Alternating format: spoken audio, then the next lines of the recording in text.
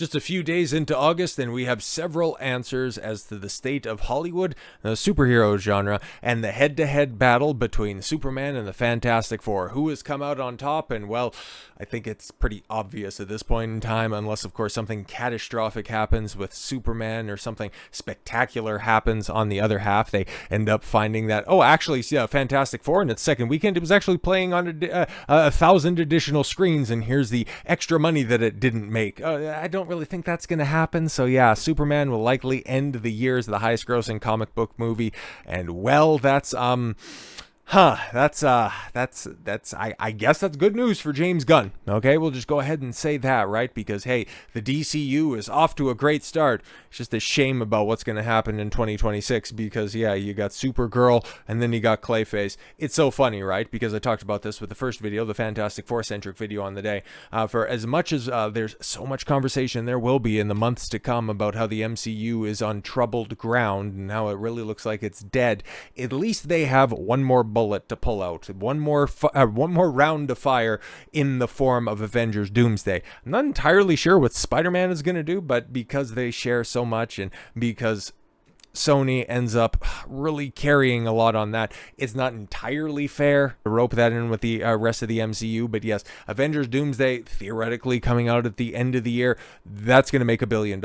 I would be shocked beyond shock if that comes up, or if that comes out and it ends up coming up short of the 10-digit club. I would be very, very, very surprised. But yeah, to bookend the year, like, Marvel's in a good place, okay, 2026. But beyond, not entirely sure. But for 2026 for DC, I mean, Clayface and Supergirl, both of those are going to struggle to get to $400 million.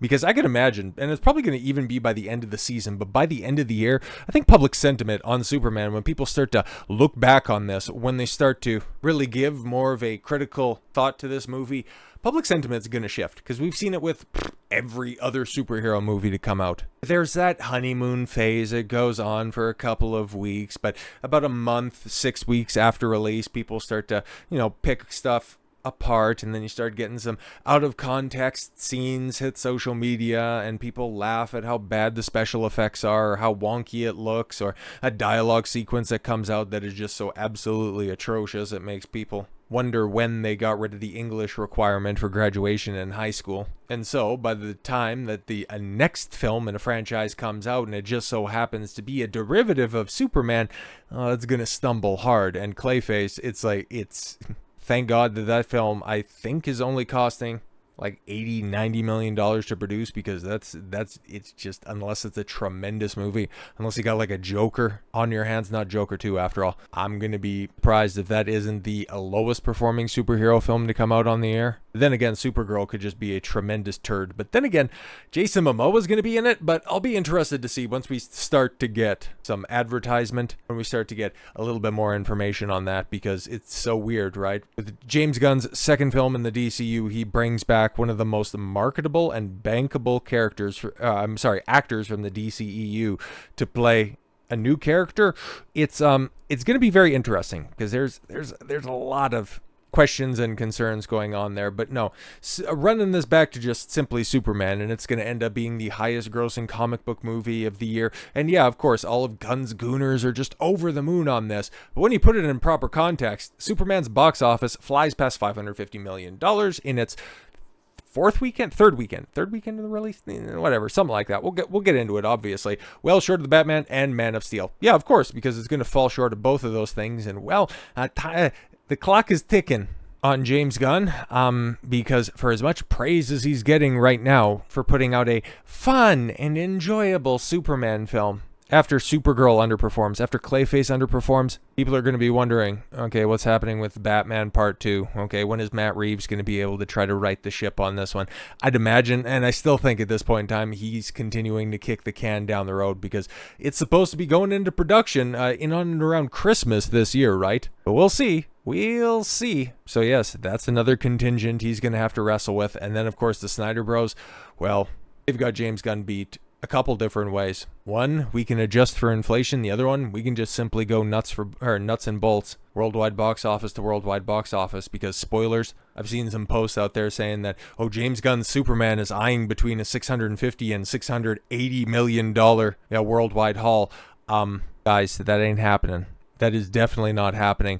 Yeah, especially when it's supposed to be heading to digital in a couple of weeks. August 15th has it earmarked on Prime Video. 35 days after its release in theaters. If that's true, if that ends up getting confirmed later this week, yeah, your $680 million, it's absolutely insane. You'll be lucky to get to 6. So yes, and it's fourth weekend. Okay, yeah, it was fourth weekend. David Corenswet's iteration of Clark Kent brought in $13.9 million domestically for a current 316. What? 316 256 392. Oh, hell yeah. Internationally is a different story. Yeah, of course, Superman has only brought in $235 million foreignly. Yes. Worldwide gross after 22 days is $551 million, which is going to stand as the best performing superhero film of the year.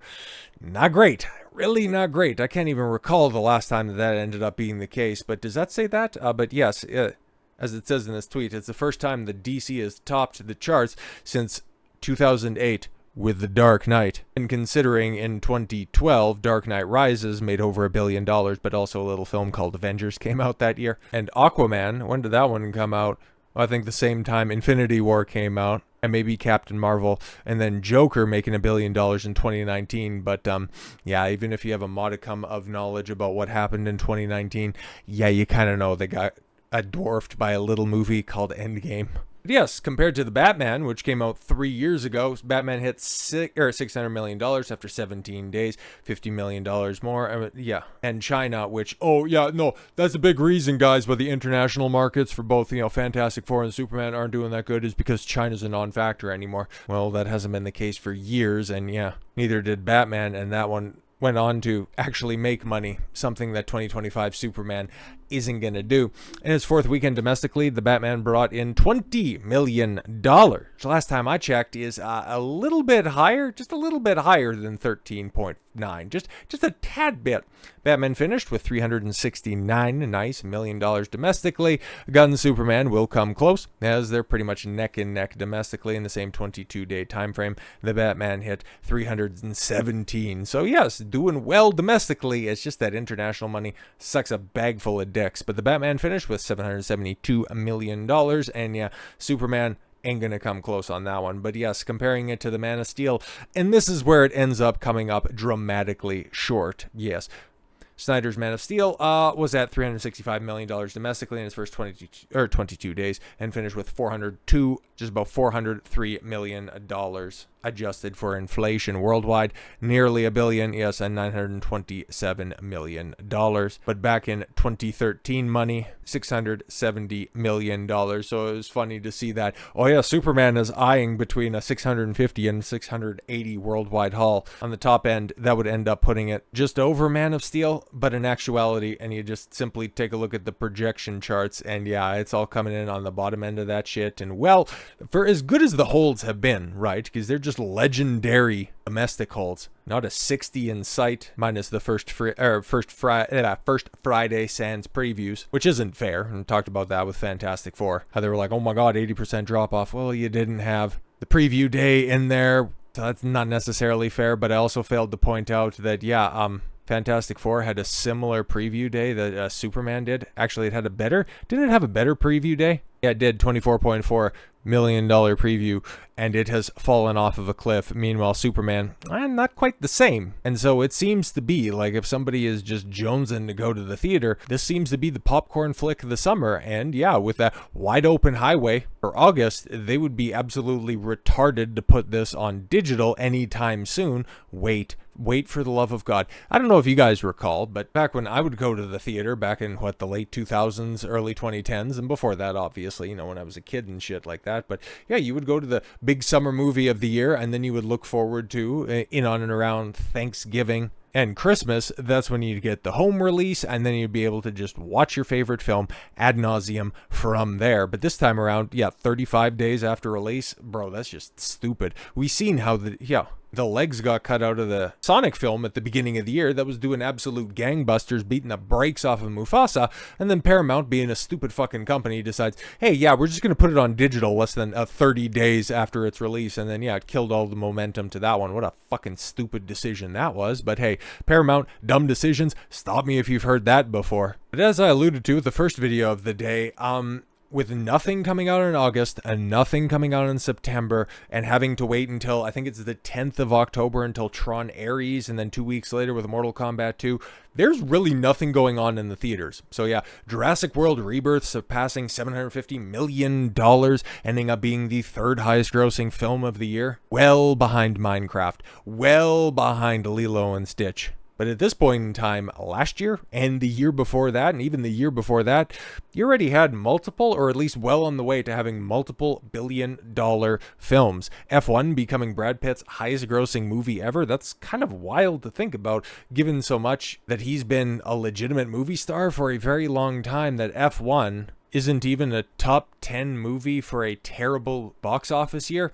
That's something that's definitely worth a discussion, but just simply looking at the box office as it sits right now, that's obviously the domestic gross, but it serves as a good enough point of comparison. But those first three movies are going to be fine. They're going to make money, but about half of that list, Thunderbolts, Mission Impossible, Final Reckoning, Fantastic Four, Captain Black, Falcon, America Man, and Superman, they aren't likely to make back their budgets. Okay, we're sitting here more than halfway through the year after the rush of the summer blockbuster season. Words are hard sometimes. And of your top 10, half of those films are going to fail to make back their production budget, are going to fail spectacularly when you factor in the marketing as well, because Superman, we know, okay, we've heard different reports and we've seen them written about in different publications, anywhere between, at least what they'll admit to, $125 to $150 million, and we've seen the tax returns from the great state of Ohio, where yes, the film cost $363 million, but James Gunn only wants to cop to $225?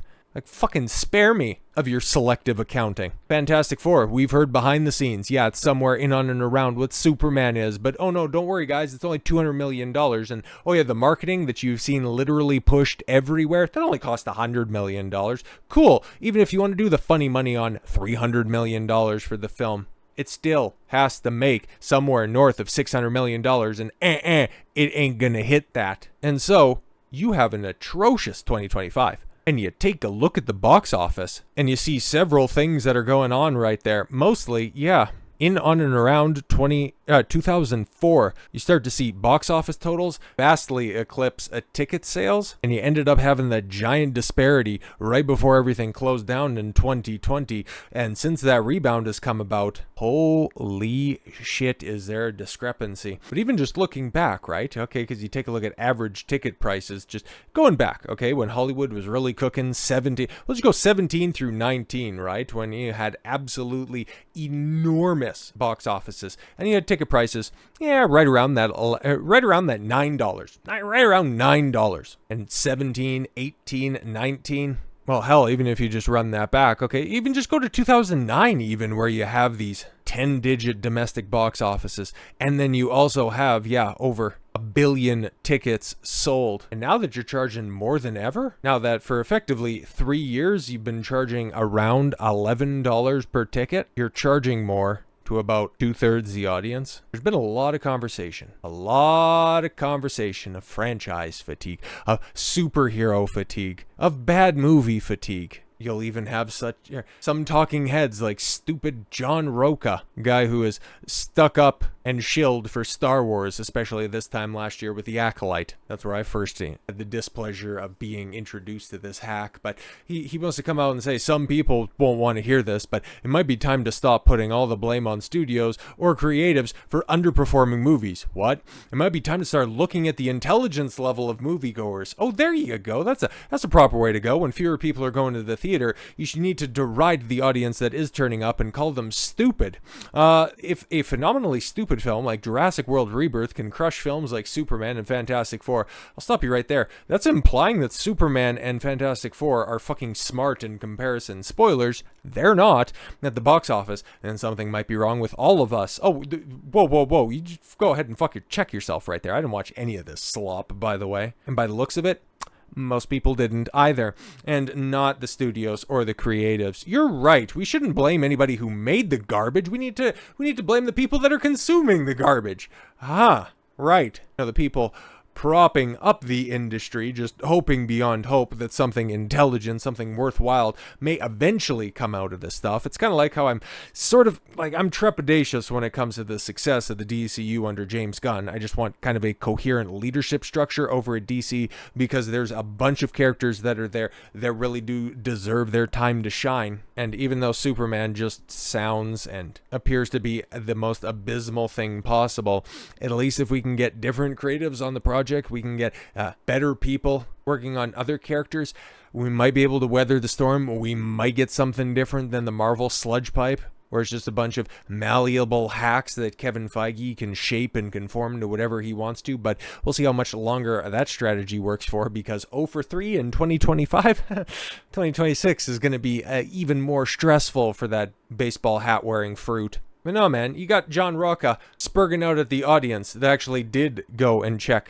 these movies out. And you have the likes of Hunter Bolding's box office obsession tirade. Okay, the obsession with the box office is killing movies and creativity. Yeah, the obsession with making money, right. Who gives a fuck how much the movie makes? Well, the theaters, the studios, and the actors as well, who get paid on points or also have performance bonuses and performance incentives, they probably care quite a bit about that. And I'd remember, right, like these type of people, these are the ones that would say that you're a bigot and sexist and you're out of touch because you didn't like Black Panther because it made over $1 billion. You're also a sexist and you just hate women if you don't think Captain Marvel is great because that made over $1 billion. It's so funny. The same thing that happens over and over again when we were also looking at ratings of TV shows. The Acolyte, Agatha All Along, all of that other slop back when Marvel was dominating the world and it still didn't have a higher quality when it came to the writing. You were saying, shut up, your opinion doesn't matter because people like this stuff. But the moment they started to turn on it, now we don't need to measure the success of this stuff. It's all about pushing a message. It's all about other metrics. It's just like when Joe Biden, I don't know, this might tax your guys' memories, but I recall this as, as plain as day. Not too long before Joe Biden took office in 2021, there was an edict that was laid out that, we're no longer going to judge the success of the economy or this administration based on traditional metrics. We're going to be using a much more personal approach. We're going to be looking at how diverse something can be. We're going to look at how many lives we can affect. Not wanting to properly size up the performance and the achievement of films or television shows based on representative metrics is this type of subversive feels over reals shift that has been going on for generations, but has specifically come to the forefront ever more prominently, I would say within the past year or so, alongside people just kind of wanting to get rid of this whole progressive push, realizing that it's kind of fucking cringe and shit's actually worse than ever. You gave those freaks an opportunity. Oh, how bad can it be? You just need to give these freaks a little bit of time to shine. But oopsie daisy, they fucking freaked out. And speaking of people's time to shine, we got